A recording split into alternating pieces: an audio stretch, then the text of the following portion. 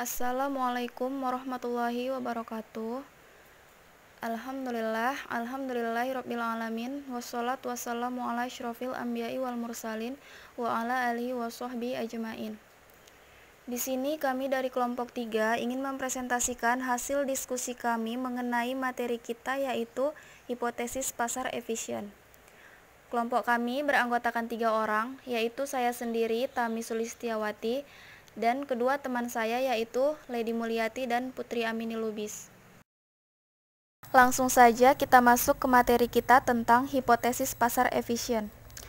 Dalam pasar saham ada suatu hipotesis yang terkenal, yaitu hipotesis pasar efisien. Hipotesis ini menjelaskan konsep keterkaitan antar harga saham dan informasi. Harga yang terjadi di pasar merupakan cerminan dari informasi yang ada. Di pasar saham, investor yang mempunyai penguasaan informasi melebihi dari yang lainnya akan lebih mampu memprediksi harga saham ke depan dengan lebih baik, sehingga bisa mempunyai potensi keuntungan lebih tinggi daripada yang lainnya. Nah, hipotesis pasar efisien ini terbagi menjadi 3 bentuk, yaitu bentuk lemah, semi kuat, dan kuat, yang nantinya akan dibahas lebih lanjut di slide berikutnya. Selanjutnya, saya akan membahas tentang konsep dasar pasar efisien. Pasar efisien adalah suatu pasar di mana harga mencerminkan semua informasi yang diketahui atau no information. Nah, dengan kata lain, sebuah pasar yang efisien adalah pasar di mana harga surat berharga saat ini memberikan perkiraan atau estimasi terbaik tentang nilainya yang sebenarnya.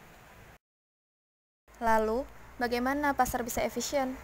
Nah, suatu pasar dapat efisien karena peserta pasar berusaha secara terus-menerus untuk memperoleh keuntungan abnormal atau abnormal return.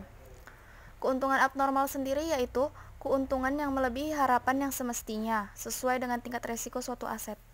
Sehingga persaingan ini pada akhirnya mengantarkan pada sebuah situasi di mana harga surat berharga telah mencerminkan baik informasi yang berdasarkan peristiwa yang sudah terjadi maupun harapan pasar tentang harga di masa yang akan datang.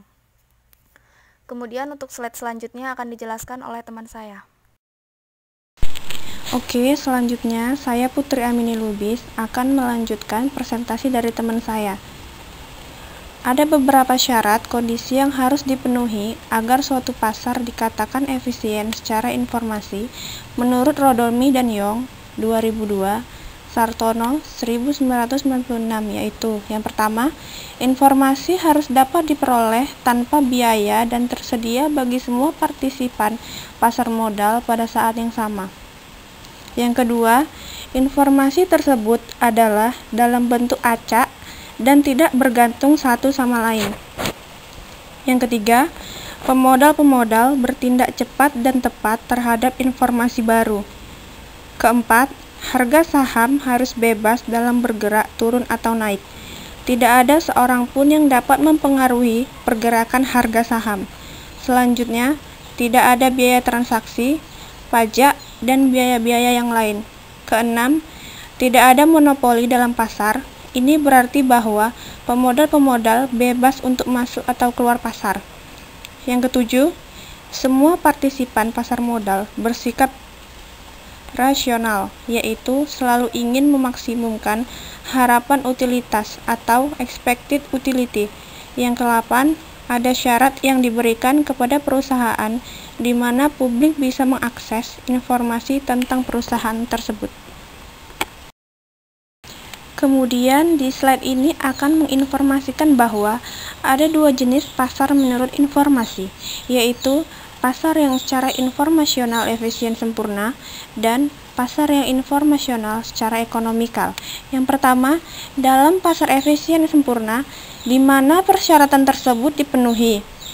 Harga saham selalu mencerminkan informasi yang dipublikasikan atau all published information.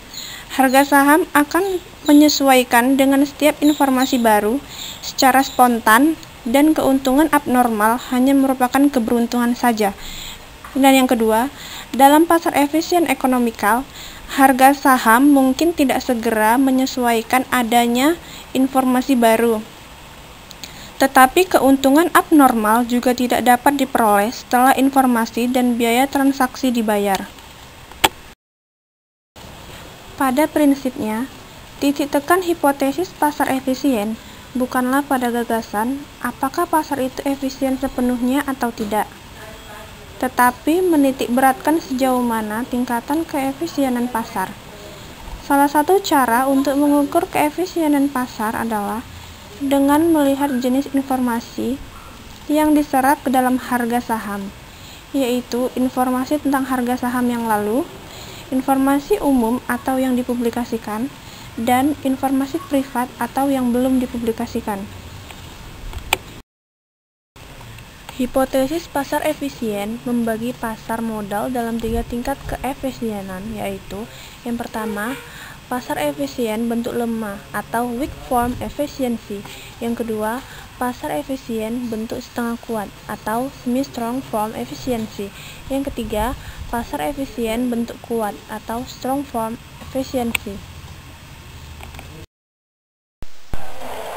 Selanjutnya, kita akan membahas satu persatu tentang hipotesis pasar efisien.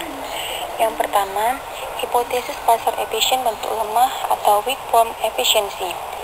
Hipotesis pasar efisien bentuk lemah mengandaikan bahwa harga saham saat ini mencerminkan harga saham pada waktu yang lalu. Bentuk efisiensi secara lemah ini berkaitan dengan teori acak atau random walk theory yang menyatakan bahwa masa lalu tidak dapat dihubungkan dengan nilai yang sekarang. Dengan begini, nilai-nilai di masa lalu tidak dapat digunakan untuk memprediksi harga sekarang. Yang kedua, hipotesis pasar efisien bentuk semi kuat atau semi strong form efficiency. Dalam pasar ini, harga mencerminkan semua informasi yang relevan. Di samping merupakan cerminan harga saham historis, harga yang tercipta juga terjadi karena informasi yang ada di pasar, termasuk yang di dalamnya adalah laporan keuangan dan informasi tambahan sebagaimana yang diwajibkan oleh peraturan akuntansi. Menurut konsep semi kuat, investor tidak akan mampu memperoleh abnormal return dengan menggunakan strategi yang dibangun berdasarkan informasi yang tersedia di publik. Yang ketiga, hipotesis pasar efisien bentuk kuat atau strong form efficiency. Dalam hipotesis ini, menyatakan bahwa harga yang terjadi mencerminkan semua informasi yang ada, baik informasi publik maupun informasi pribadi. Bentuk pasar efisien kuat merupakan bentuk pasar efisien yang paling ketat. Hal ini terkait dengan pengertiannya bahwa harga pasar mencerminkan semua informasi publik maupun non-publik. Efisiensi bentuk kuat lebih unggul dibanding efisien bentuk lemah maupun efisien bentuk semi kuat. Dan efisiensi bentuk kuat juga merupakan bentuk efisien yang paling tinggi dan secara empiris paling sulit untuk diuji. Sekianlah hasil presentasi dari kelompok kami. Jika ada kata-kata kami yang salah, kami mohon maaf. Wassalamualaikum warahmatullahi wabarakatuh.